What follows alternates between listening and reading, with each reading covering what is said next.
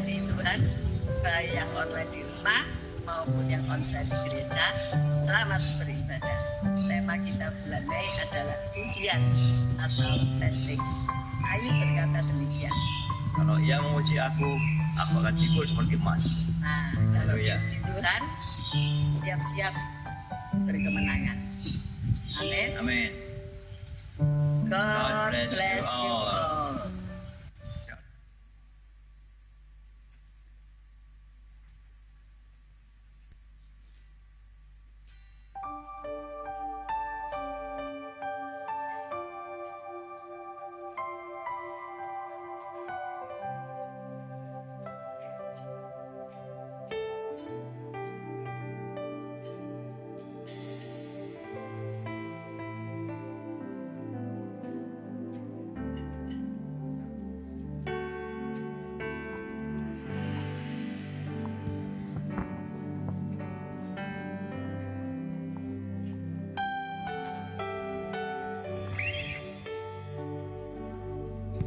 Selamat malam Bapak Ibu Saudara yang dikasihi oleh Tuhan. Puji nama Tuhan, saudara bersuka cita malam hari ini, amin. Yang bersuka cita boleh lambaikan tangannya. Haleluya. Malam hari ini saudara dan saya boleh hadir di sini. Kita boleh merayakan ibadah kenaikan Tuhan Yesus. Kita tahu Tuhan Yesus sudah naik ke surga. Dia duduk di sebelah kanan Allah Bapa di surga.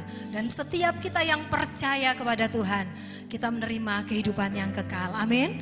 Mari kita mau siapkan hati kita. Saya rindu menyapa Bapak Ibu Saudara yang ada di rumah-rumah. Mari buka hatimu. Kita mau datang menyembah Tuhan. Kita mau naikkan syukur kita kepada Tuhan. Haleluya. Mari kita tundukkan kepala, kita mau berdoa. Tuhan Yesus, terima kasih buat segala anugerah kasih-Mu dalam kehidupan kami. Kami bersyukur kami ada sebagaimana kami ada. Kami tahu semua karena anugerah Tuhan, semua karena kasih setia Tuhan. Terima kasih buat pengorbanan-Mu buat setiap kami. Terima kasih buat anugerah kasih-Mu atas kehidupan kami. Kami bersyukur kepada-Mu Tuhan malam hari ini. Terima kasih Tuhan, lawat setiap kami. Kami menyerahkan ibadah kami malam hari ini ke dalam tangan-Mu. Mulai dari awal, pertengahan hingga akhirnya ke dalam tangan Tuhan yang penuh kasih. Terpujilah nama-Mu Bapa. Terima kasih Tuhan Yesus. Terima kasih Bapa. Engkau baik. Ini setiap kami Tuhan. Kami bawa syukur kami hanya bagi-Mu Yesus. Kau yang layak. Engkau yang layak Tuhan. Kami tinggikan, kami agungkan. Haleluya. Ini setiap kami Tuhan. Ini hidup kami. Mari buka hatimu, sembah Dia. Naikkan syukur bagi Yesus. Sebab kasih setianya baru bagi kami. Oh, haleluya. Terima kasih Tuhan. Kasih setia-Mu, anugerah-Mu, Yesus. Syaralabayaralabayara, syaralayase.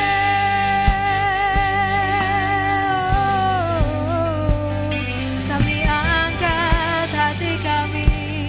Kami naikkan syukur kami Tuhan. Kami naikkan pujian kami. Yesus, Kau hadir di tengah-tengah kami. Kau Allah yang ajaib. Oh, terima kasih Tuhan Yesus. Satu hal yang kami rindukan Tuhan, kami selalu ada di dalam hadirat-Mu Yesus. Syaralayaralaya. Oh, hadirat-Mu Tuhan.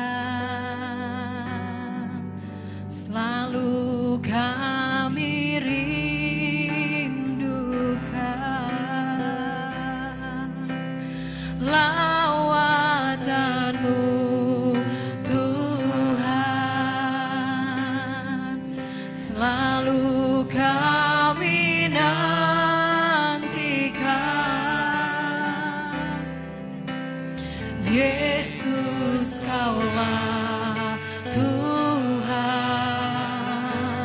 namamu ditinggikan di atas pujian, Kau bersemayam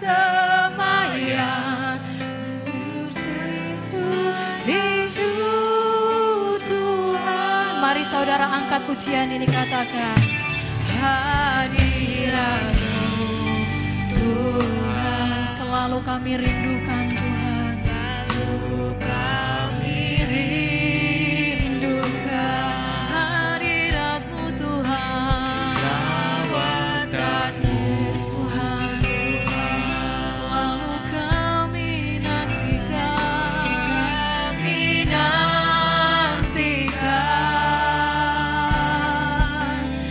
Yesus Kaulah Tuhan,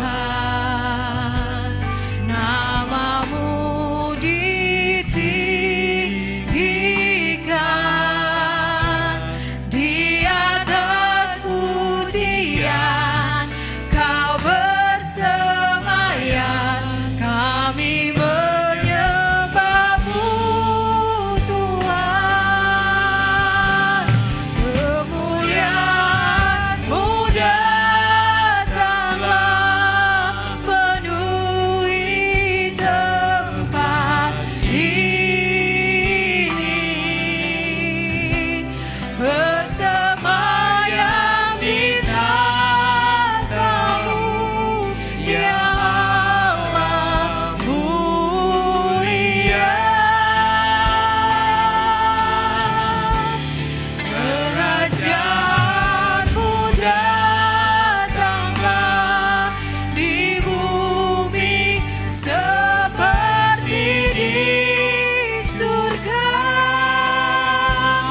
Lawatlah Tuhan, kami rindukan kemuliaan-Mu datanglah, kemuliaan-Mu datanglah, penuhi Tuhan tempat ini. Yes, terima kasih Tuhan. Bersemayam di tahta-Mu, ya Allah mulia. Kerajaan-Mu datanglah di bumi seperti di surga.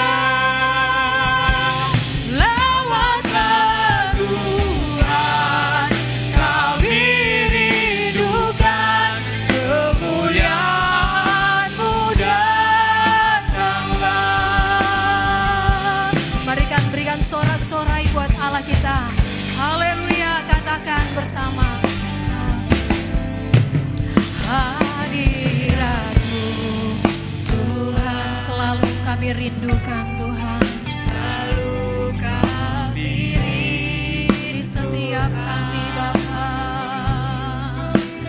Lawatan-Mu Tuhan, selalu kami nantikan, kami nantikan.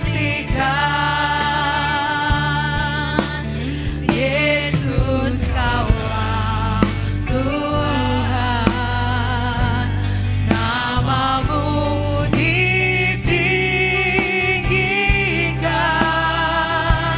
di atas pujian, Kau bersemayam di atas puji-pujian kami Tuhan. Haleluya, katakan bersama. Kemuliaan-Mu datanglah penuhi tempat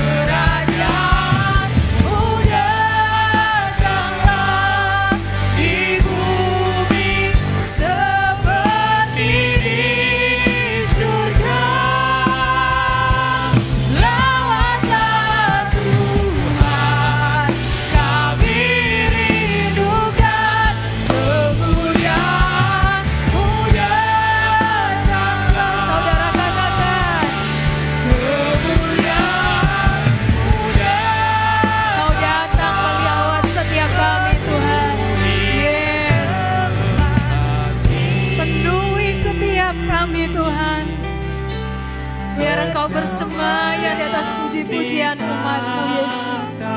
Terima kasih Bapa.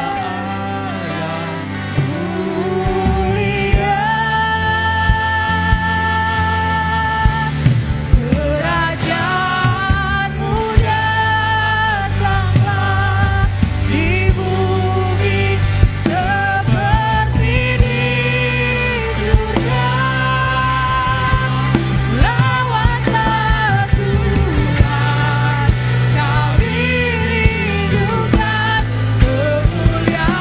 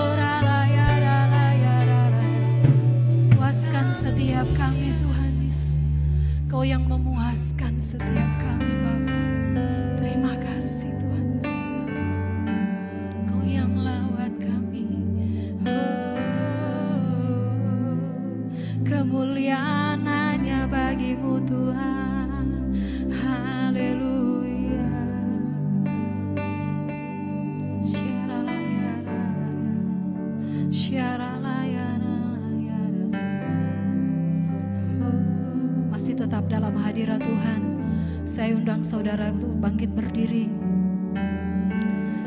Kemuliaan bagi Allah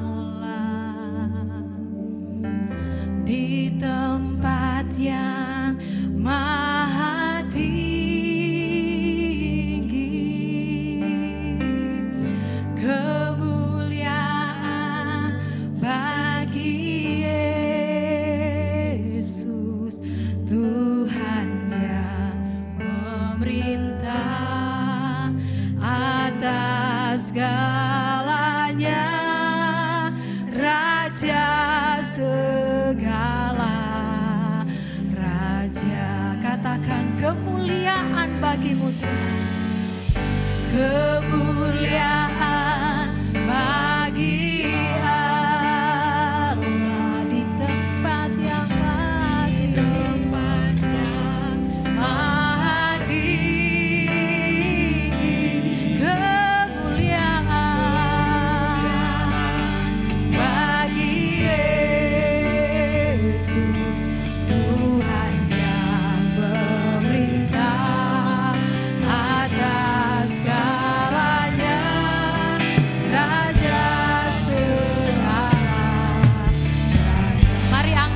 saudara bersama katakan kemuliaan bagimu Tuhan, kemuliaan bagi Allah di tempat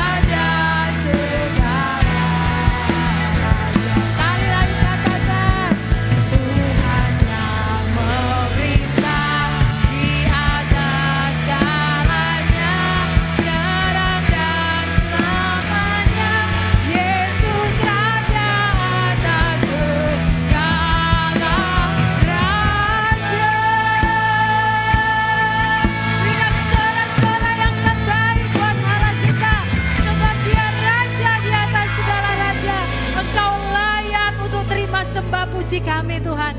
Terima kasih Tuhan Yesus. Biarlah segala pujian, segala hormat, kemuliaan hanya bagi namamu Tuhan. Di dalam nama Tuhan Yesus, saudara yang bersuka cita bersama-sama dengan saya katakan amin. Haleluya.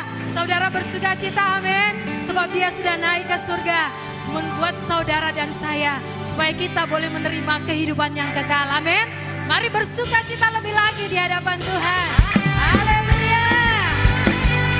Sebab Engkau sudah menyalakan mau Tuhan. Oh, haleluya.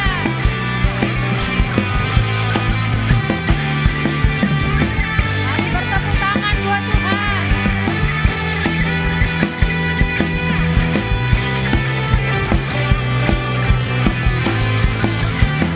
Sama-sama katakan, selamat pagi. Oleh darah anak domba Allah, semua musuh telah ditaklukkan oleh kebangkitan Tuhan kita. Kuasa maut telah dikalahkan oleh darah anak domba Allah. Kuasa maut telah ditaklukkan oleh kebangkitan kita. Yesus hidup, dia bangkit, dia naik ke surga. Yesus siapkan tempat bagiku. Yesus hidup, dia bangkit, mata dikalahkan, kita jadi pemenang. Mari bertepuk tangan buat Allah kita yang baik. Kuasa telah dikalahkan oleh apa saudara? Oleh darah anak domba Allah. Semua musuh telah ditaklukkan oleh kebangkitan Tuhan kita. Yesus hidup, dia bangkit. Yes, dia naik ke surga. Haleluya. Siapkan tempat bagiku. Yesus hidup, dia bangkit, mata dikalahkan, kita jadi pemenang. Kami bersuka cita di hadapan Tuhan. Biarlah kasih-Mu menyucikan setiap kami. Haleluya. Kemenangan demi kemenangan terjadi hari lepas hari. Yes, Kau baik Tuhan. Sama-sama katakan. Yesus hidup, dia bangkit. Dia naik ke surga. Siapkan tempat bagiku. Katakan. Yesus hidup, dia bangkit, bangkit ke surga. Siapkan tempat bagiku. Yesus hidup, dia bangkit, mata dikalahkan, kita lebih dari pemenang. Kita lebih dari pemenang. Sekalian katakan, kita lebih dari pemenang. Haleluya. Haleluya. Berikan sorak-sorak yang terbaik buat Allah kita yang ajaib. Haleluya. Silakan duduk kembali. Bapak Ibu Saudara yang kasih oleh Tuhan, puji nama Tuhan. Sebelum kita mendengarkan kebenaran firman Tuhan, mari kita mempersiapkan persembahan kita. Sebelumnya mari kita mau berdoa. Mari kita akan berdoa. Bapa kami yang dalam surga, kami bersyukur Tuhan kalau pada hari ini ya Bapa, kami bisa memuji-Mu ya karena nama-Mu Tuhan. Saya yakin percaya Bapak Engkau hadir di tempat ini Tuhan. apapun yang kami pujikan, kami muliakan, itu boleh menjadi dupa harum dan hadirat-Mu Tuhan. Terima kasih Tuhan, tiba saatnya kami akan memberikan suatu persembahan buat Engkau. Bila persembahan ini ya Bapa boleh menjadi yang terbaik buat Engkau Tuhan. Di dalam nama Tuhan Yesus Kristus kami serahkan padamu. Haleluya. Amin. Amin. Ya, persembahan bisa dijalankan.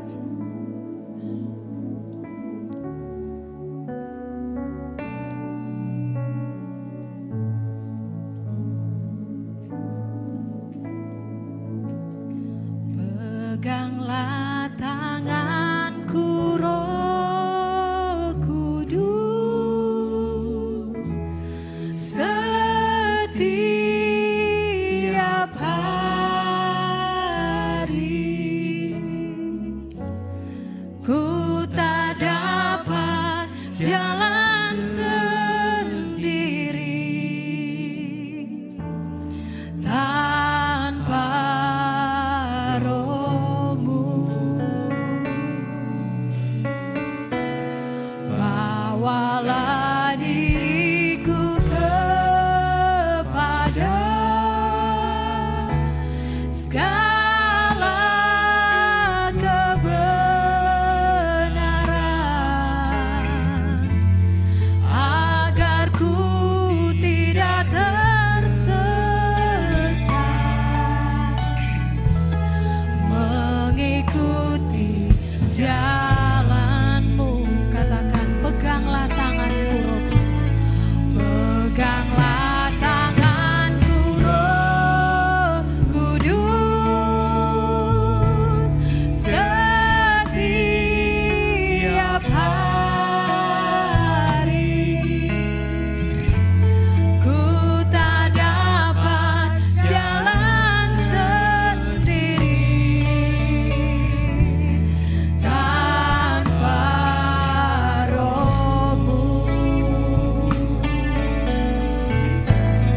Bawalah diriku kepada segala kebenaran, agar ku tidak tersesat, mengikuti jalan-Mu.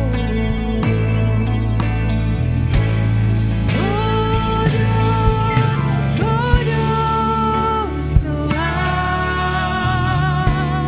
kudus nama-Mu.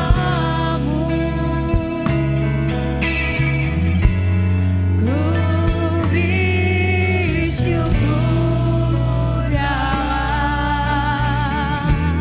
simponi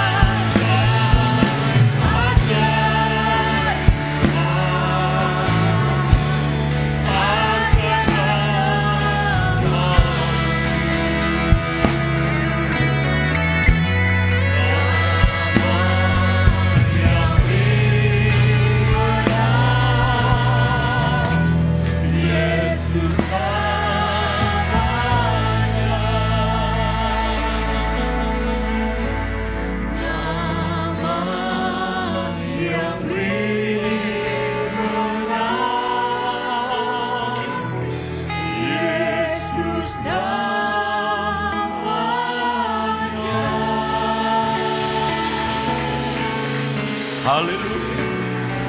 Sungguh kami bersyukur Tuhan, bahwa nama Yesus, nama yang penuh kemenangan. Dan kami bersuka cita pada saat ini, menikmati karya penebusan Tuhan yang luar biasa.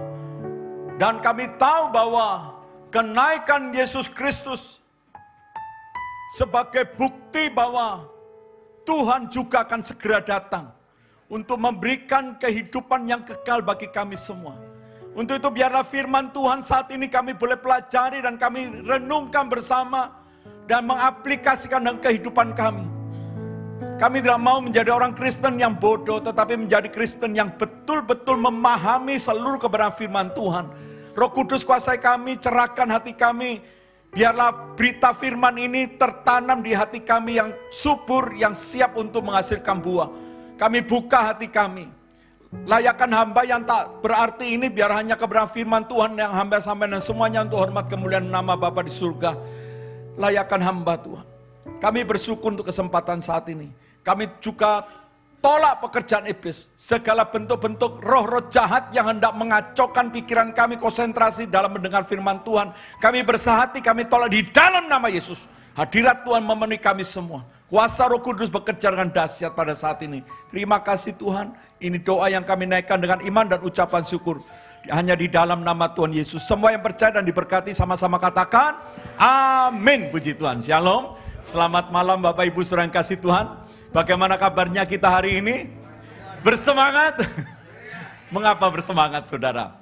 Ya karena Allah kita dahsyat dan luar biasa. Dia yang naik, Dia juga yang akan segera turun dan menjemput kita semua. Amin. Untuk itu mari kita pelajari pada peringatan kenaikan Yesus Kristus pada saat ini. Temanya yaitu tentang kenaikan Yesus, akses memperoleh amnesti terbatas saudara. Jadi tema ini ya saya merenungkan kemarin malam bagaimana mempersiapkan untuk pelayanan di tempat ini saudara. Kiranya firman Tuhan ini mencerahkan kita semua ya. Karena saya tahu bahwa waktu saya dihubungi sama AIFI, gak salahkah ini kan momennya biasanya gembala yang harus menyampaikan. Jadi wah kalau ini dipercayakan ya terima kasih dan biarlah apa yang kita dengar saat ini menolong dan memberkati kita semua. Terima kasih AIFI bersama Om yang berkenan untuk mengizinkan pelayanan pada malam hari ini ya. Saudara yang dikasih Tuhan, mari kita lihat dulu ayatnya dalam Lukas pasal 24 ayat 44 sampai 49 saudara. Jadi ada 5 ayat di situ dan saya rindu kita semua membaca bersama-sama saudara ya. Mari kita buka dalam Lukas pasal 24 ayat 44 sampai 49. 1, 2 ya. Lalu ia membuka pikiran mereka sehingga mereka mengerti kitab suci. Katanya kepada mereka, ada tertulis demikian, Mesias harus menderita dan bangkit dari antara orang mati pada hari yang ketiga. Dan lagi dalam namanya berita tentang pertobatan dan pengampunan dosa harus disampaikan kepada segala bangsa mulai dari Yerusalem. Kamu adalah saksi dari semuanya ini. Dan aku mengirim kepadamu apa yang dijanjikan Bapakku. Tapi kamu harus tinggal di dalam kota ini sampai kamu diperlengkapi dengan kuasa dari tempat tinggi. Sama-sama katakan amin. Amin. Saudara yang dikasih Tuhan, kalau kita hari ini memperingati kenaikan Yesus Kristus, ini satu kepastian. Kepastian apa saudara? Kepastian bahwa Yesus Kristus segera datang yang kedua kali. Ini kepastian. Nah, apa yang harus kita pahami pada saat ini? Kalau Yesus Kristus segera datang, berarti saudara, masa berlaku untuk orang itu mendapatkan pengampunan, mendapatkan amnesti dari Tuhan, itu sifatnya apa saudara? Terus menerus atau terbatas? Terbatas saudara. Nah, kalau kita tahu bahwa pengampunan, amnesti yang diberikan Tuhan ini sifatnya terbatas, mari kita mau sungguh-sungguh serius saudara. Mari tidak ada lagi waktu untuk bermain-main. Persiapkan yang terbaik. Di tahun 2016, pemerintah kita Republik Indonesia mencanangkan tax amnesty. Ya, itu merupakan satu kabar gembira kepada wajib pajak yang saat itu yang kondisi pajaknya tidak benar saudara ya, masih ada harta-harta yang disembunyikan dan seterusnya saudara ya. Jadi ini berita menggembirakan dan melegakan begitu ya saudara. Maka beberapa atau banyak orang saudara mulai membuat deklarasi, mendeklarasikannya harta-harta yang belum pernah didaftarkan begitu ya. Dan itu kabar yang menggembirakan. Nah, kalau kita lihat teks amnesti saja yang diberikan oleh pemerintah melalui Menteri Keuangan Sri Mulyani saudara, itu membuat sukacita pada wajib pajak. Nah saudara tahu enggak, amnesti yang Tuhan tawarkan ini, itu menyangkut nyawa kita saudara. Ya, kalau pajak itu kan menyangkut harta duniawi ini, sementara kita akan pasti tinggal. Dan itu pun diberi tenggang waktu untuk mendeklarasikannya. Kalau tidak salah 6 bulan saudara, sejak undang-undang itu dibuat. Tetapi setelah 6 bulan berjalan dan orang itu tidak melaporkannya, apa yang terjadi? Mengalami resiko hukum saudara, berhadapan dengan hukum. Demikian juga saudara, dengan amnesti yang dari Tuhan, menyangkut nyawa kita, hidup mati kita saudara, diberi tenggang waktu terbatas, sampai kepada kedatangan Yesus yang kedua kali. Maka hari ini kabar gembira, mari kita mau responi dengan benar, amin. Ya, saudara yang dikasih Tuhan, apa itu yang dikatakan amnesti terbatas? Saya membuat tulisan seperti ini saudara. Pengertiannya adalah masa pemberlakuan pengampunan hanya sampai pada kedatangan Yesus kedua kali. Tidak ada alasan bagi siapapun, serta alasan apapun yang menyatakan tidak tahu atau tidak paham akan amnesti yang terbatas ini. Jadi saudara yang dikasih Tuhan, jangan pernah ada dalam hati kita mulai meragukan atau mempertanyakan apa betul Yesus inilah satu-satunya sang juru selamat saudara. Karena di luar ini masih banyak orang-orang terpengaruh dengan orang-orang yang mencoba menggali Alkitab dengan logikanya, entah dari siapa, kita nggak tahu dia pendeta yang dari mana begitu asalnya, atau teologi dari mana, tiba-tiba membuat durasi 1 menitan, konten video, dan mulai menerangkan bahwa Yesus itu bukan satu-satunya jalan menuju keselamatan, jalan menuju pengampunan dosa. Masih ada orang yang mempercayai konten-konten itu karena menganggap bahwa Yesus atau Allah itu adalah mempunyai sifat kasih saja. Hanya kasih. Jadi orang yang tidak menerima Yesus pun mendapat jaminan keselamatan. Karena mereka bisa melaluinya lewat perbuatan baik. Amal mereka. Ketaatan beribadah, menjalankan ibadah. Atau juga mereka memandang bahwa saya sudah dibaptis. Saya pasti diselamatkan. Oh, saya sudah ikut terlibat banyak pelayanan. Oh, saya sudah ikut mendoakan orang, mengusir setan bahkan. Oh, saya sudah pasti mendapatkan keselamatan. Tunggu dulu saudara. Itu pengajaran yang bukan Alkitabiah. Kalau ada di antara saudara yang mempercayai, ya silakan. Tetapi jangan sampai menyesal di akhir hidup kita. Atau kedatangan Yesus yang kedua kali. Ternyata pengampunan yang seharusnya sudah kita nikmati, mendapatkan jaminan kepastian keselamatan hidup kekal, ternyata tidak mendapatkannya karena salah di dalam memahami firman Tuhan. Mari hari ini jangan pernah banyak beralasan. Hanya satu sang juru selamat, yaitu hanya di dalam Yesus Kristus. Tidak ada yang lain. Tidak ada saudara. Banyak sekarang media-media sosial menampilkan orang-orang yang mencoba menggeser iman kepada Yesus, mempercayai dengan kekuatan manusia untuk diselamatkan. Percayalah saudara, itu tidak akan membawa kita mengalami pengampunan amnestinya Tuhan. Hari ini kita akan belajar tuntas saudara. Amin saudara. Nah, ada juga yang berkata gini, Pak, kan ada juga orang-orang yang tidak mengenal Yesus. Satu daerah yang terpencil, yang belum pernah mendengar, apakah dia dihukum oleh Tuhan karena tidak mengenal Yesus Kristus atau tidak percaya Yesus Kristus? Bagaimana kita menjawab? Atau pada masa perjanjian lama, banyak kan orang-orang itu yang belum mengenal Yesus atau tidak tahu tentang amnesti yang dari Tuhan ini. Siapa bilang sudah nggak tahu?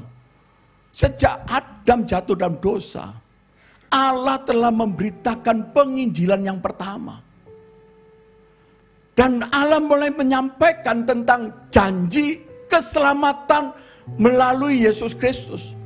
Yaitu ketika ular itu diremukkan kepalanya oleh keturunan manusia Adam. Diremukkan dan tumitnya dipagut. Itu menggambarkan siapa saudara? Yesus Kristus. Makanya Adam itu umurnya sangat panjang. 900 tahun lebih. Untuk apa? Adam diberikan umur yang begitu panjang. Agar Adam memberitakan kepada generasi ke generasi. Menjadi saksi hidup. Terus menerus berita Injil ini untuk dipercayai, dipegang oleh keturunan-keturunan dan seterusnya. Dan dia masih menyaksikan cucu cicit-cicitnya saudara. Dari Adam ini. Dan dia terus menyampaikan. Tetapi sayang ternyata berita penginjilan yang dari Allah ini tidak sepenuhnya dari generasi ke generasi itu dipegang teguh. Mereka menjadi penyembah berhala. Mulai hidup dalam kejahatan. Dan pada akhirnya Allah memusnahkannya dengan air bah. Mengapa ini terjadi? Karena Tuhan sedang mempersiapkan satu generasi, satu keluarga untuk menegakkan penginjilan yang sudah Allah canangkan di Taman Eden. Tapi sayang juga dari ketiga ini lahir bangsa-bangsa yang luar biasa, Sem, Ham, dan Yafet. Kita tahu Ham pada akhirnya menjadi orang yang dikutuk karena dia melihat ketelanjangan ayahnya.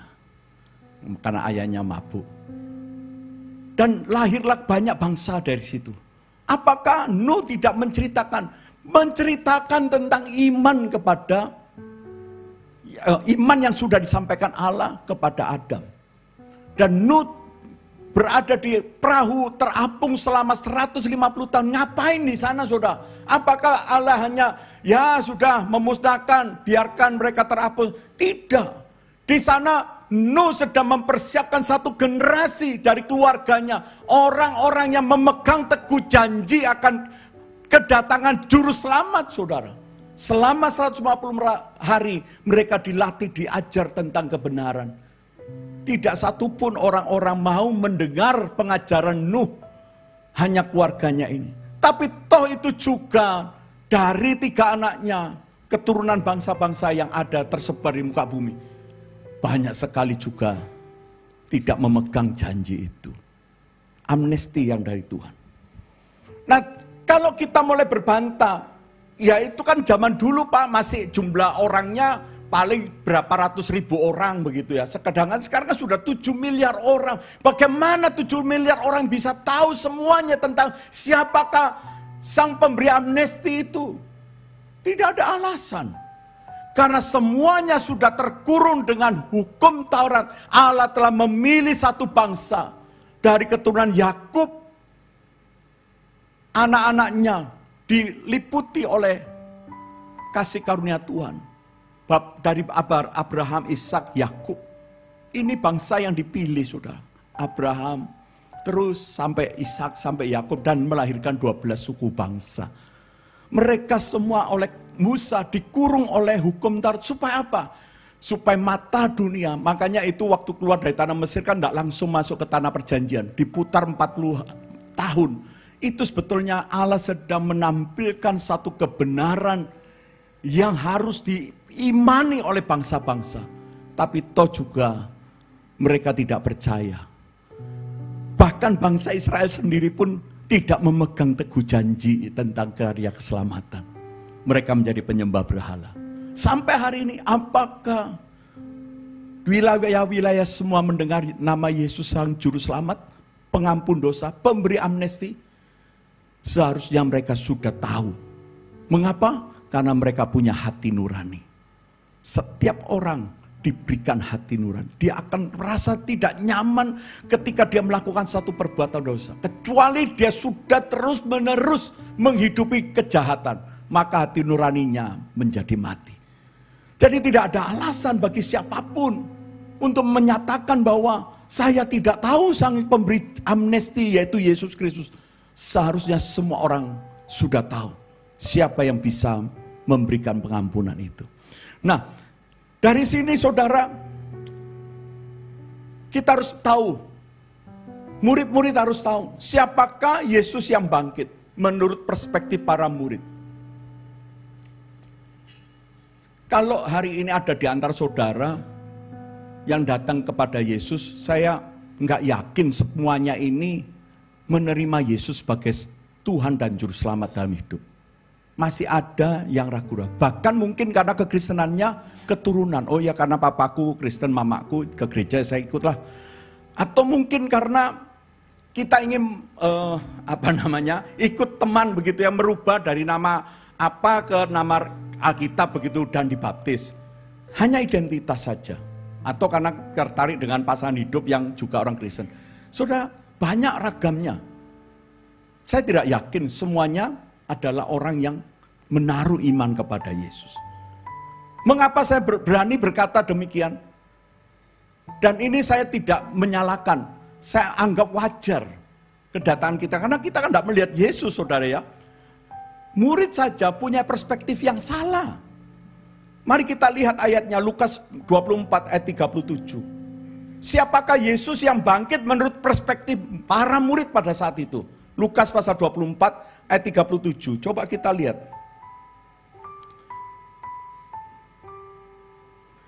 Mereka terkejut dan takut dan menyangka bahwa mereka melihat siapa, saudara? Hantu. Wah, mengapa ini bisa timbul perkataan seperti itu? Dan lebih herannya lagi, waktu mereka mengucapkan ini, sebetulnya mereka sudah mengalami, melihat Yesus yang bangkit. Kalau tidak percaya coba lihat Lukas pasal 24 ayat 33. Ayat 33, saudara. Lukas pasal 24 ayat 33 sampai 35. Lalu bangunlah mereka dan terus kembali ke Yerusalem. Di situ mereka mendapati ke-11 murid itu. Mereka sedang berkumpul bersama-sama dengan teman-teman mereka. Kata mereka itu, yang murid-murid yang berkumpul ke-11 itu, sesungguhnya Tuhan telah bangkit, telah menampakkan diri kepada Simon. Jadi mereka sedang bercakap-cakap tentang kebangkitan Yesus yang disampaikan oleh Simon. Jadi mereka memperbincangkan tentang kebangkitan Yesus. Lalu kedua orang itu, yaitu Kleopas dan temannya itu, yang tadinya putus asa, dia pulang ke kampungnya halaman Emmaus, tapi di sana di tengah jalan dia dihampiri sosok yang tidak kenal. Lalu sosok ini bertanya, apa yang membuatmu kamu muram, kamu rasanya letih lesu? Oh iya, apakah kamu ini orang asing yang nggak tahu belakangan yang terjadi di Yerusalem baru-baru ini?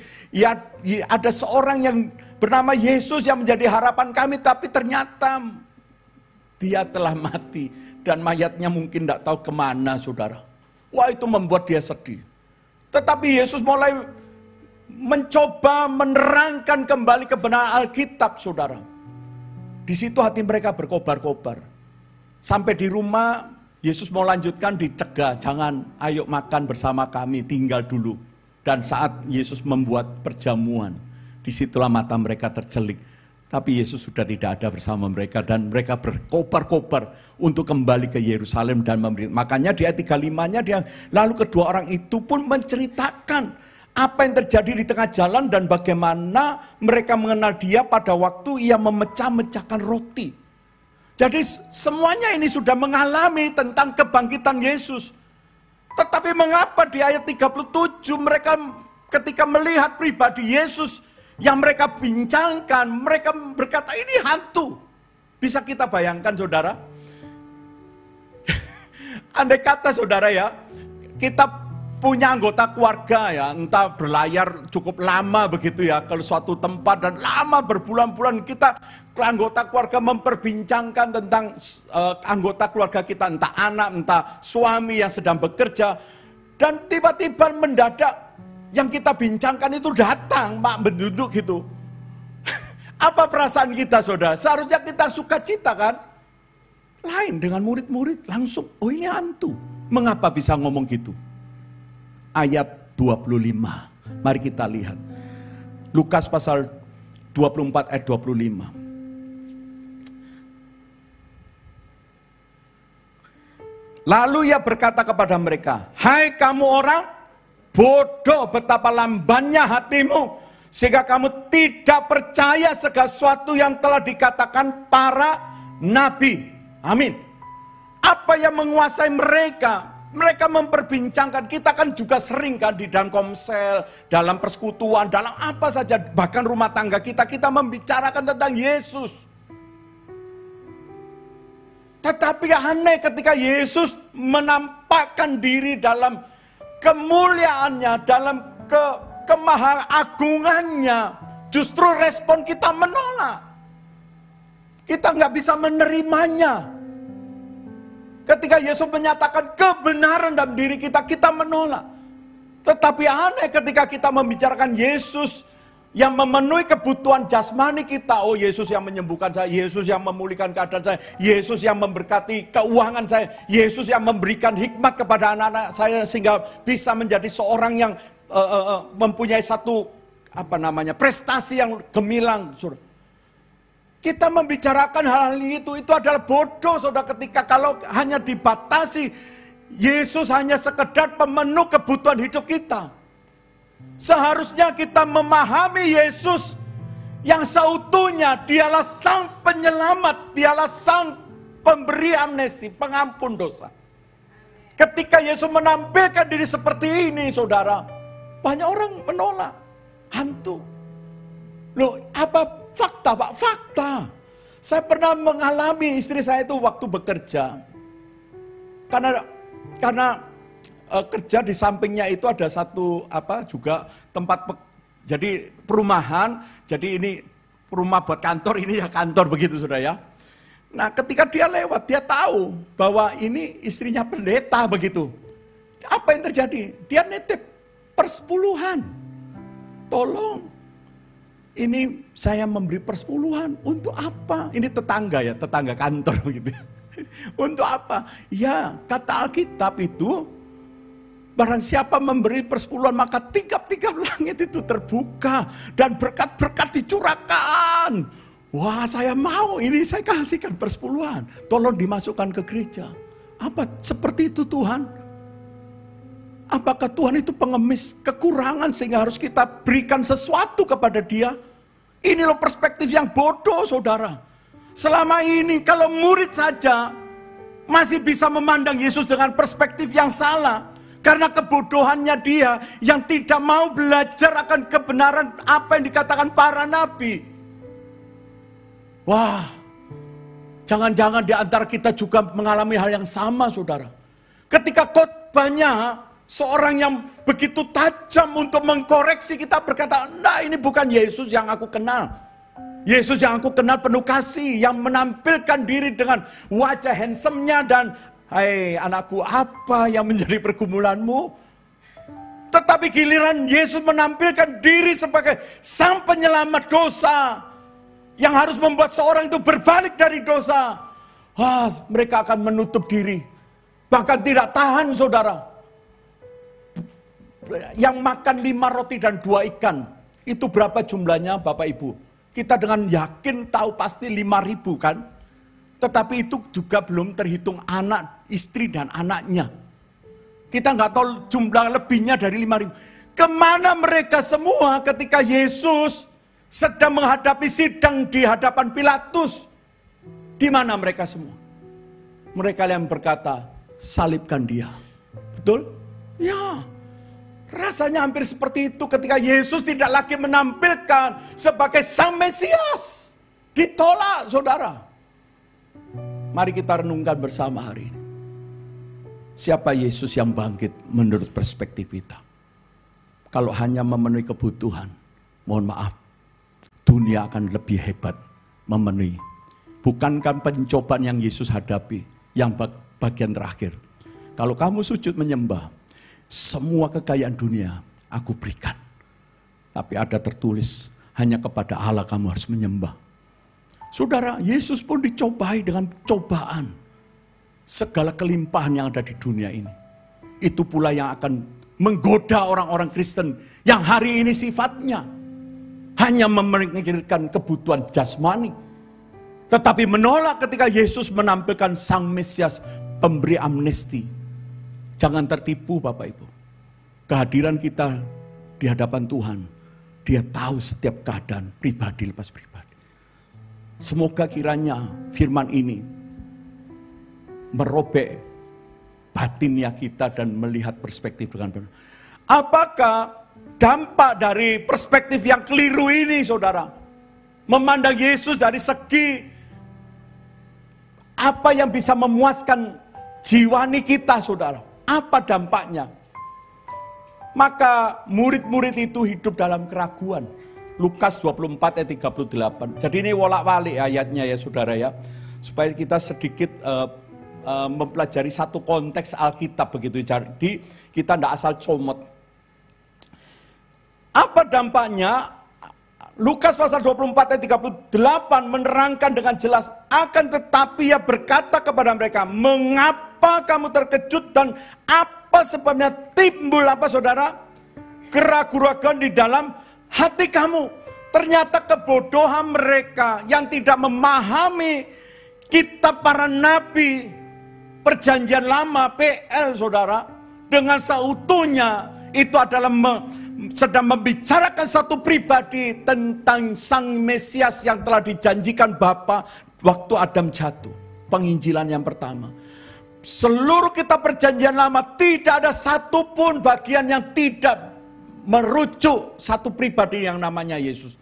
Yesus pun menyatakan dengan tegas semuanya itu berbicara tentang pribadi Yesus Kristus. Bukan saya, maksudnya ini menunjukkan bahwa hanya dialah satu-satunya yang dibicarakan dari perjanjian lama.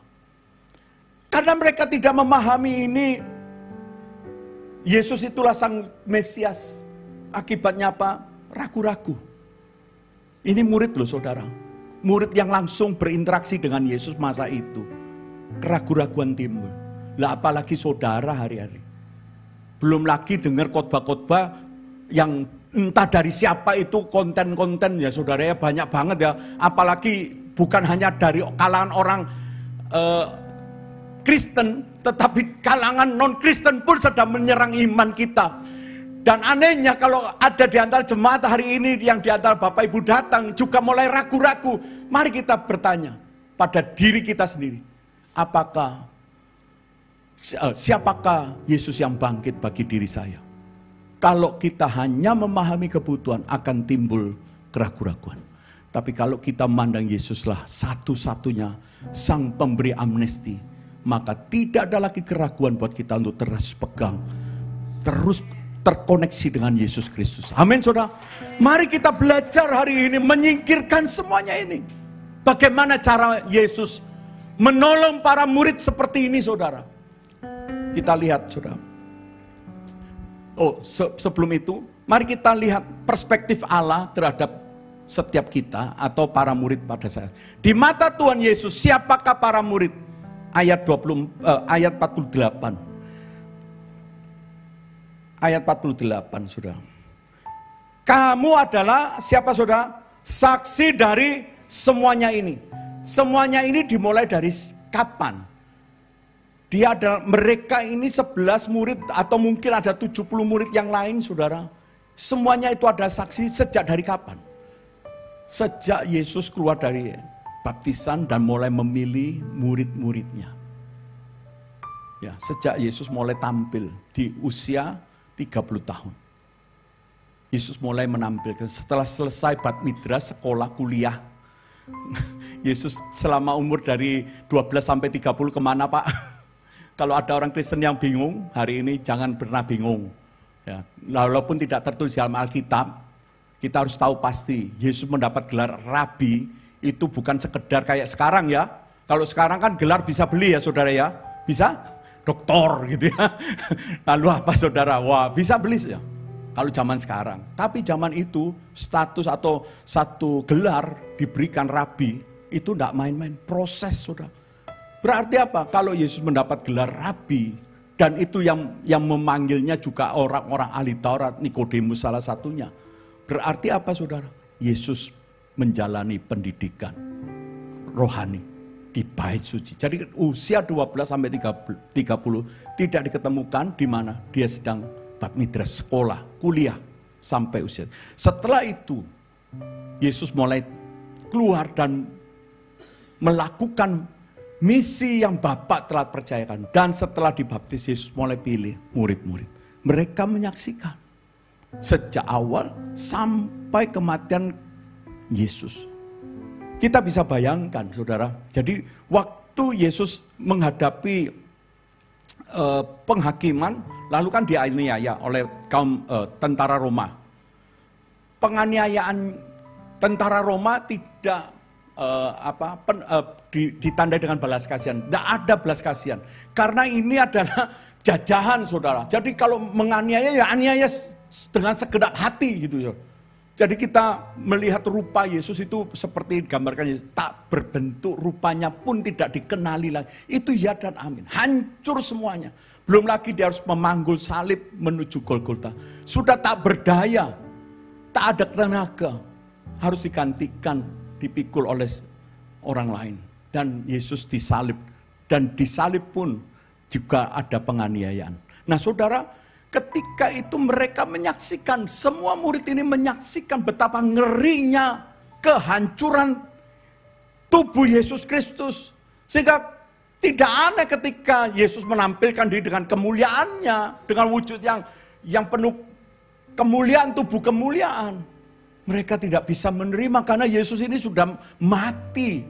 Makanya mengapa orang Kristen pada masa itu dianiaya oleh semua bangsa, saudara. Terutama Romawi dan Yahudi. Menganiaya semua orang Kristen. Karena dihasut oleh orang-orang Yahudi pada masa itu bahwa ada kelompok-kelompok tertentu yang menamakan sekte Kristen yang menyembah orang mati sebagai Tuhan. Yang masa itu harus menyembah kaisar sebagai Tuhan. Maka merasa tersaing, maka orang Kristen pada masa itu diburu untuk dianiaya, dihabisi, saudara. Jadi kekristenan pada masa itu tidak gampang, tidak mudah seperti saudara hari ini datang ke gereja, mungkin jamnya lotok molor, ya gak apa-apa lah. Itu ya, santai. Masa itu gak ada kata santai. Semuanya dipenuhi dengan rasa ketakutan ketika datang untuk beribadah. Atau nyanyi aja pelan-pelan. Wah, di tempat ini sangat enak, nyaman banget saudara. Waktu datang pun, shalom Pak. Waduh, sambutannya kawan kita ramah-ramah saudara. Kalau masa itu gak ada ramah-ramah saudara. Kita datang aja itu sudah haleluya puji Tuhan begitu saudara. Nah, mereka adalah saksi dari semua penderita, dari perjalanan sejak Yesus dewasa sampai Yesus mati di kayu salib. Mereka saksi. Bahkan juga mereka saksi tentang kebangkitan Yesus. Mereka juga saksi akan kenaikan Yesus Kristus. Saudara, Yesus memandang kita semua adalah saksinya Tuhan. Amin.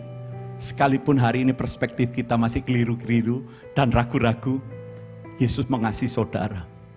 Kita dipandang di mata Tuhan sebagai saksinya.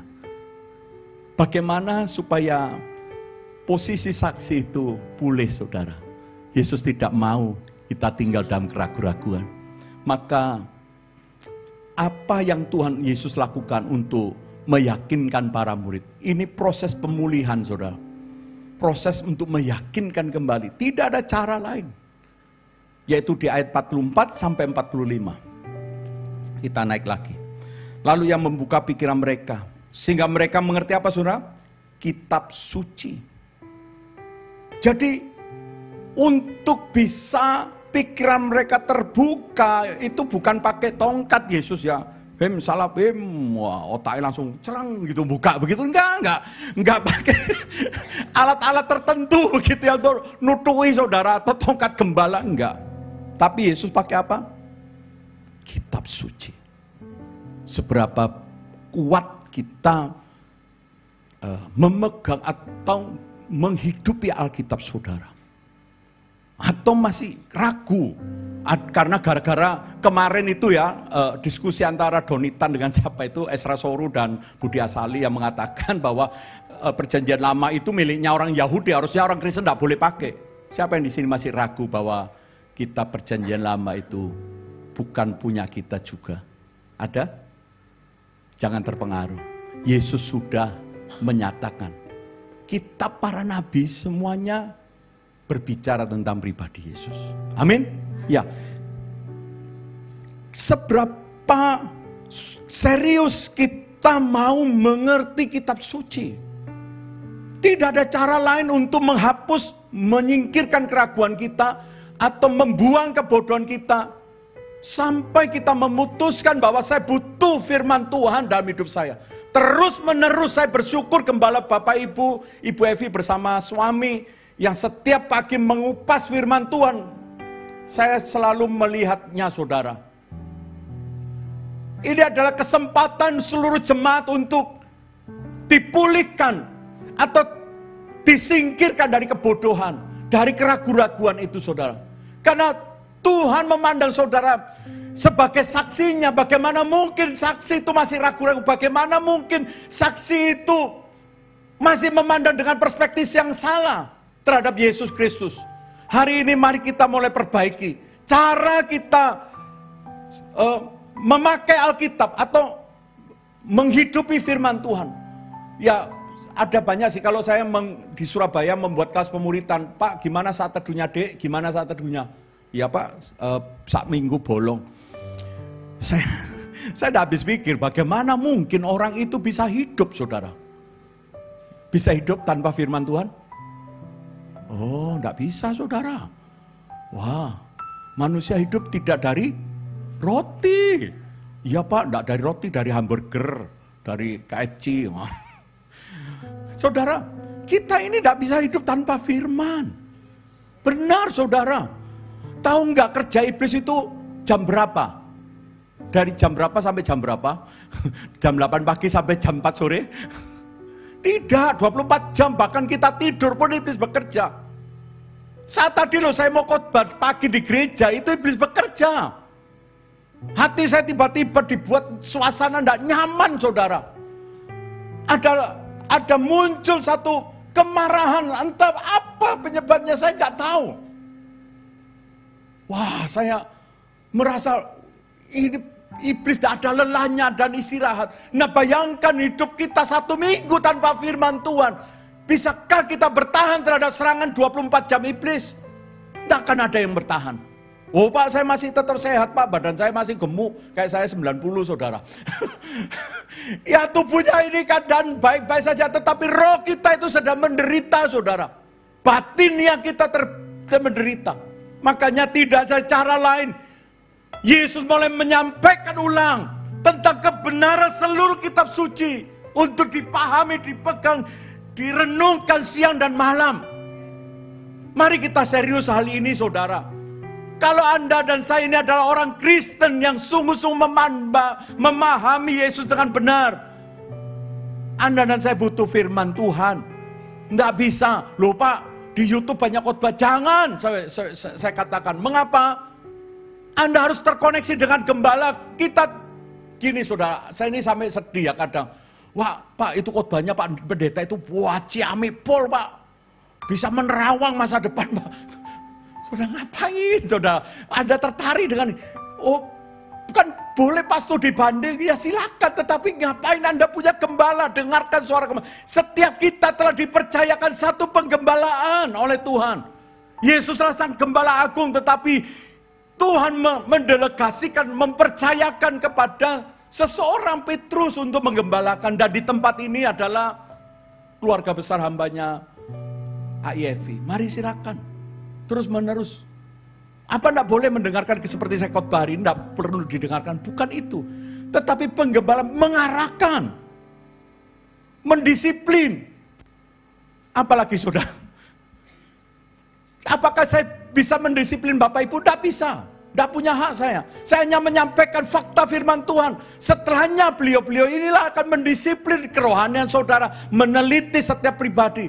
Ini loh gembala, mengapa kita menuntunnya, ada yang luka dituntunnya ke padang rumput yang hijau supaya bisa makan dengan gemuk sehat, memberikan minuman yang menyegarkan, membaringkan di rumput yang hijau, bukan dolar ya saudara, membaringkan dengan hijau kan dolar ya, bukan itu, tetapi dibawanya kita ke tempat yang baik, sehat. Ayo terkoneksi.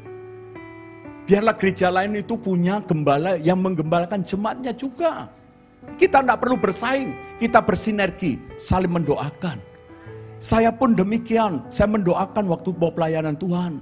Berkatilah jemaat-jemaat GAB, Mahanaim, diberkati Tuhan. Tetapi kepercayaan Tuhan kepada beliau berotoritas untuk terus membawa pertumbuhan rohani. Silahkan Anda terkoneksi di tempat ini. Nah, para murid ini harus terus belajar firman Tuhan, sharing firman Tuhan. Itulah yang mengubah perspektif yang salah, yang berdampak kepada keraguan-raguan. Hari ini sudah tidak ada lagi, saya yakin. Yang kedua apa, saudara? Mari kita lihat ayatnya 46. Katanya kepada mereka, ada tertulis demikian, Mesias harus menderita. Ini yang tentang isi daripada kitab suci. Mesias harus menderita dan bangkit dari antara orang mati, dan pada hari yang ketiga dan lagi dalam namanya berita tentang pertobatan dan pengampunan dosa harus disampaikan kepada segala bangsa mulai dari Yerusalem. Jadi yang kedua, untuk menghapus kebodohan yang menimbulkan keraguan, membuat perspektif kita salah. Ada satu nama yang berkuasa. Siapa, saudara? Nama Yesus. Pergunakan nama itu. Di dalam setiap keraguan kita, dalam setiap pergumulan air mata kita, katakan dalam nama Yesus, nama yang berkuasa. Nama yang membawa seorang mengalami pertobatan. Nama yang mampu merubah keadaan. Pakai, saudara, nama Tuhan Yesus Kristus. Melekat di dalam dada saudara. Wah, Pak, ada pengajaran sekarang harus diganti Yesua HaMasiah. Ya enggak apa-apa. Wong podo wae lho, saudara. Ya karena cuma versi bahasa. Apa nama Yesus nanti kurang mujarab dengan Yesua HaMasiah? Sama, saudara. Apakah Yesus tidak mengerti ketika kita menyebut Yesus Tuhan Juru Selamat saya? Apakah beliaunya tidak memahami doa seruan kita? Atau kesasar ke Meksiko, yang di sana juga ada nama Yesus katanya, saudara. Apakah doa kita terkoneksi dengan manusia yang namanya Yesus yang ada di Meksiko? Enggak. Allah kita maha tahu. Makanya janganlah kita meragukan nama Yesus. Masih perlu nama Yesus plus nama yang lain, begitu, saudara. Karena ada sekarang ya kan ditambahi apalah, saudara. Sudahlah, ini nama sudah powerful. Enggak perlu ditambah-tambah apapun. Kata di dalam nama Yesus bertekuk lutut segala lutut, segala lidah mengaku Yesus adalah Tuhan. Amin. Ya, nama itu berkuasa. Jadi dua ini harus kita pakai. Nah, masalahnya ada di antara kita dipengaruhi hal-hal yang negatif. Nah, bagaimana sekarang untuk meneguhkan saudara dan saya? Ayat 49-nya. Apa jaminan untuk mengakses amnesti Tuhan? Ini Tuhan berikan jaminan. Yaitu ayat 49. Dan aku akan mengirim kepadamu apa yang dijanjikan Bapakku. Tapi kamu harus tinggal di dalam kota ini sampai kamu diperlengkapi dengan kuasa dari tempat tinggi. Siapakah pribadi yang dijanjikan ini? Roh Kudus. Ini adalah jaminan buat kita semua. Nah, kalau firman-Nya kita sudah pegang teguh, menggunakan nama Yesus, maka Roh Kudus itu meneguhkan setiap apa yang kita ucapkan, apa yang kita telah deklarasikan dengan nama Yesus. Roh Kuduslah yang meneguhkannya. Amin. Ya. Dengan cara ini, saudara, bangsa-bangsa akan mengenal siapa Yesus lewat pribadi saksi-saksi yang sudah dipulihkan. Kalau ada di antara saudara yang hari ini belum mengambil keputusan untuk menerima pengampunan Tuhan, ingat, ini waktunya terbatas. Sampai kedatangan Yesus yang kedua kali. Kapan itu kedatangan Tuhan Yesus yang kedua kali? Dua. Yang pertama bisa dari usia kita. Usia kematian tubuh ini. Itu kedatangan Yesus pribadi. Tetapi secara umum kedatangan Yesus bisa disaksikan oleh semua bangsa. Jadi sebelum akhir hayat kita, segeralah kita bertobat. Bertobat apa seperti orang dunia? Ya, sekarang bertobat, besok kumat. Tobat kumat, tupat kumat, begitu ya. Kumat tobat ya. Bukan tomat ya. Tapi pertobatan yang sungguh-sungguh berbalik arah. Apa itu berbalik arah? Dulu hidup dalam dosa, sekarang hidup dalam kebenaran. Memang di dalam kebenaran terus berproses. Tidak bisa berbicara satu kali kita langsung berubah, tapi proses. Semua dalam proses Tuhan, jangan pernah mengeluh, jangan menyerah. Kata Tuhan, biarlah saya dan seluruh anggota keluarga saya tetap menyembah Tuhan, tetap beribadah kepada Tuhan. Amin. Kesimpulan khotbah saya, pergunakanlah waktu yang terbatas ini untuk segera mengakses masa pengampunan dan hidup menjadi murid Tuhan Yesus yang dipenuhi oleh Roh Kudus, yang siap menyongsong kedatangannya kembali. Saya undang kita menaikkan satu pujian. Kami bersyukur atas rancangan-Mu. Kami bersyukur atas rancangan-Mu yang terbaik dan terindah bagi kami. Kau memberkati kehidupan kami, melimpah dengan kasih dan anugerah. Kami bersyukur atas rancangan-Mu yang terbaik dan terindah bagi kami. Kau memberkati kehidupan kami, melimpah dengan kasih dan anugerah. Kami dan seisi rumah kami bersehati terus memuji, menyembah-Mu Yesus Tuhan, hingga akhir, bahkan sampai keturunan kami. Hidup kami milik-Mu ya Tuhan. Kami dan seisi rumah kami bersehati untuk terus memuji, menyembah Yesus hingga akhir, bahkan sampai keturunan kami. Hidup kami milik-Mu ya Tuhan. Bapak Ibu Saudara yang kasih Tuhan, bukan kebetulan di antara kita hadir pada saat ini, di hari kenaikan Yesus Kristus. Peringatan ini bukan sekedar peringatan tahunan, tapi peringatan ini memberikan satu makna yang penting, bahwa Tuhan memberikan pengampunan yang sifatnya terbatas. Setelah itu akan berlaku penghukuman Tuhan. Sebelum masa itu datang, mari kita segera, kita dan seanggota keluarga kita, dibereskan hari ini. Kalau ada keraguan, kalau masih ada pikiran-pikiran yang bodoh, yang diombang-ambingkan pengajaran masa kini, saudara, mari segera datang rendahkan diri di hadapan Tuhan. Kata Tuhan, saya mau pegang teguh firman, saya mau terus memakai nama Yesus, dan dipenuhi oleh kuasa Roh Kudus meneguhkan setiap doa kita. Kalau ada di antara saudara yang ingin mendeklarasikan ulang iman kita di hadapan Yesus, saudara bisa angkat. Kita undang kita semua baik berdiri. Mari kita semua dalam hadirat Tuhan, rasakan, alami lawatan Tuhan saat ini. Saudara bisa tutup mata, angkat tangan kalau ada di antara saudara ingin mendeklarasikan ulang iman pengakuan kita kepada Yesus Kristus. Dengan yakinlah, tidak ada keraguan sedikit pun tentang satu pribadi yang memberikan pengampunan. Kata Tuhan, saya mau hari ini menaruh iman yang benar di dalam Yesus Kristus. Tidak lagi terpengaruh oleh segala ajaran sesat yang berkembang hari ini. Silakan saudara bisa berkomunikasi dengan Tuhan saat ini, berdoa di hadapan Tuhan. Hadirat Tuhan nyata saat ini, saudara. Alami semua, tutup mata, alami pribadi saudara.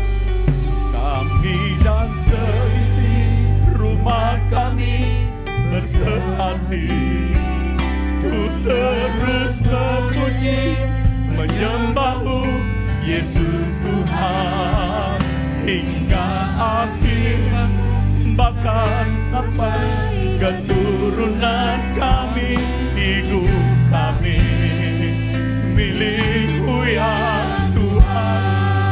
Yes, kami dan seisi rumah kami bersehati untuk terus memuji, menyembah-Mu Yesus Tuhan hingga akhir bahkan sampai keturunan hidup kami milik-Mu ya Tuhan. Seisi rumah kami dan seisi rumah kami bersehati untuk terus memuji, menyembah hanya Yesus Tuhan.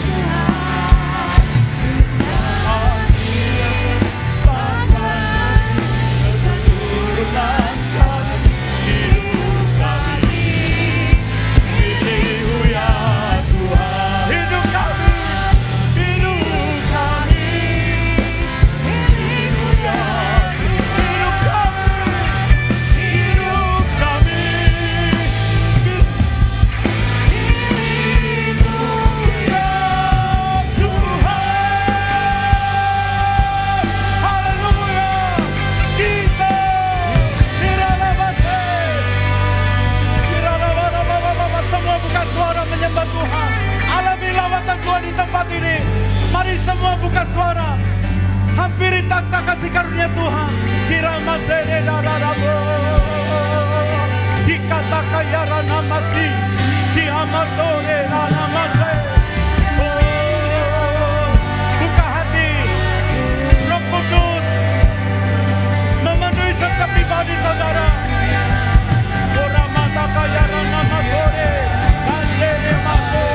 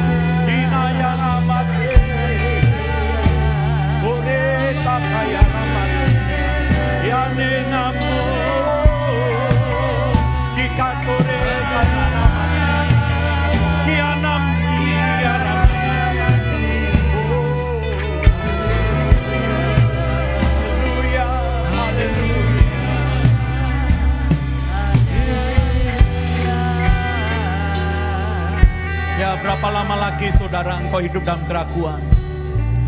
Berapa lama lagi kita terus menerus hidup hanya berfokus pada apa yang saat ini kita butuhkan? Tidak salah kita berdoa untuk apa yang kita butuhkan dalam kehidupan jasmani kita, enggak salah. Tetapi ada kebutuhan yang jauh lebih penting, yang menyangkut hidup mati kita dalam kekekalan. Untuk itu harus diambil waktu khusus hari ini. Jangan merasa lelah atau capek saudara.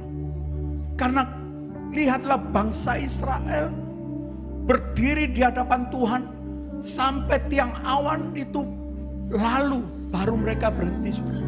Tapi kalau enggak, dia akan terus taat berdiri sampai mendengarkan apa yang Tuhan perintahkan. Hari ini jangan segera akhiri, saudara. Coba ambil waktu, terus renungkan, Tuhan, bagaimana saya memandang Engkau, Yesus yang bangkit, Yesus yang naik, Yesus yang segera turun. Biarlah kita mengalami pribadi Yesus secara pribadi, bukan dari kata saya, tapi kata Tuhan Yesus, kata firman-Nya, bahwa kita perlu hari ini diperbaharui cara kita memandang firman-Nya. Bagaimana kita menggunakan kuasa nama Yesus dan diteguhkan oleh Roh Kudus.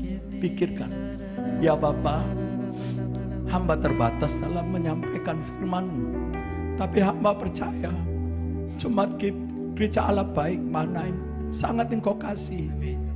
Kami semua adalah saksi-Mu, Tuhan. Jangan biarkan kami berlarut-larut dalam keraguan-keraguan, berlarut-larut dalam kebodohan. Biarlah kami boleh segera keluar dari hal-hal yang demikian, dan kami akan berlari, kami akan terus menjadi saksi-saksi Yesus. Tuhan tempatkan di mana?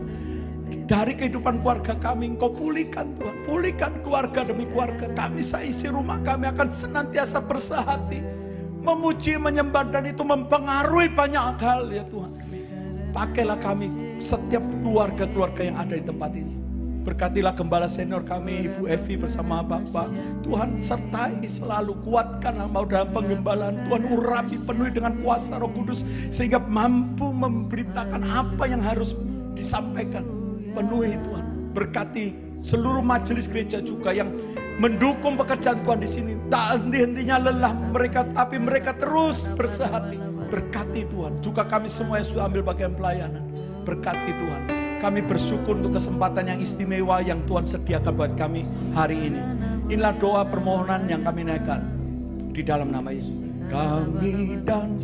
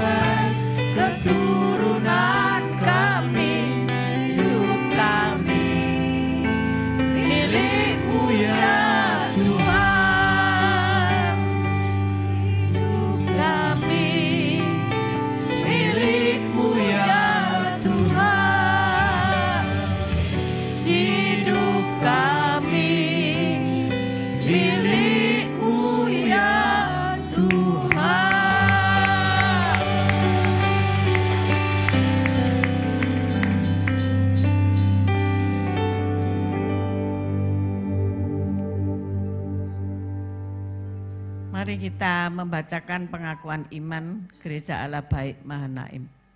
Mengingat hari-hari ini banyak pengajaran-pengajaran yang menyimpang dan mereka sepertinya nabi-nabi palsu yang membuka dirinya, ya, menyatakan dirinya. Ayo, jangan sampai iman kita luntur, ya, karena kedatangannya semakin dekat. Itu ada di atas, ya. Mari kita baca bersama-sama. Pengakuan iman, Statement of Faith GAB Mahanaim. Aku percaya Allah yang Maha Esa, kekal, pencipta langit dan bumi, serta segala isinya, hidup dalam pribadi Bapa, Putra, dan Roh Kudus. Aku percaya Alkitab adalah firman Allah yang kudus, tanpa salah, dan adalah otoritas tertinggi dalam hidup manusia. Aku percaya Allah adalah Allah yang baik, senantiasa merancangkan yang baik untuk memberikan hari depan yang penuh harapan kepada anak-anaknya. Aku percaya kepada Yesus Kristus yang adalah Tuhan, dikandung dari Roh Kudus, dilahirkan oleh perawan Maria, hidup tanpa dosa, disalibkan, mati karena dosa manusia, pada hari ketiga bangkit dari kematian, naik ke surga, duduk di sebelah kanan Allah Bapa, dan segera datang kembali. Aku percaya semua manusia telah jatuh dalam dosa dan terhukum. Karena itu harus bertobat, datang pada Yesus, Sang Juru Selamat, untuk mendapatkan pengampunan dosa dan memperoleh hidup yang kekal. Aku percaya akan baptisan ke dalam tubuh Kristus oleh karya Roh Kudus, baptisan air yang adalah perintah Tuhan Yesus, baptisan Roh Kudus dengan tanda-tanda berbahasa lidah. Aku percaya kepada Roh Kudus yang tinggal dan berkaya dalam kehidupan orang percaya untuk menghasilkan buah-buah serta mencurahkan kuasa dan urapannya dengan karunia-karunia-Nya. Aku percaya gereja adalah persekutuan orang-orang yang hidup kudus, semakin hari semakin menjadi seperti Yesus, untuk menjadi berkat bagi bangsa lain. Aku percaya akan pengangkatan orang kudus dan kebangkitan orang mati. Bagi yang percaya akan masuk ke dalam kerajaan sorga. Bagi yang tidak percaya akan tersiksa kekal. Saudara dapat membaca ini setiap hari di website GAP Mahanaim Sidoarjo. Di situ pun ada renungan bulanan shofar di situ ya. Jadi jangan sia-siakan kita punya gadget, ini bisa dibaca ya di sini ya. Jadi jangan katakan aku nggak ngerti. Terus jadi gampang diselewengkan oleh ilah-ilah lain ya. Mari kita tutup kebaktian malam hari ini. Besok jam 7 dilayani oleh Bapak Gembala ya. Malam pertama pencurahan Roh Kudus ya. Jangan lewatkan. Yang belum bisa berbahasa lidah saya mohon bisa hadir. Karena hari-hari ini adalah jahat. Kalau enggak ada Roh Kudus, enggak pakai kita enggak ngerti ada Roh Kudus dalam hidup kita enggak mampu untuk hidup di masa-masa yang semakin sulit ini ya. Mari kita angkat kedua belah tangan kita. Terima kasih Tuhan untuk kebenaran firman-Mu. Berkati kembali hamba-Mu, Pendeta David Sulaiman, dalam seluruh aspek kehidupan beliau, keluarga beliau, pelayanan beliau, juga Mami Sulaiman Tuhan. Beri kesehatan, kekuatan untuk tetap menabur Injil sampai Tuhan Yesus datang kedua kali. Dan jemaat yang dikasihi Tuhan, pulanglah dan bawalah damai sejahtera. Tuhan memberkatimu, Tuhan melindungimu, Tuhan menyinari engkau dengan wajah-Nya dan memberi engkau kasih karunia. Tuhan menghadapkan wajah-Nya kepadamu dan memberi engkau damai sejahtera. Terimalah segala berkat ini dalam nama Bapa, Putra, dan Roh Kudus yang percaya bersama-sama berkata, amin. Tuhan Yesus memberkati.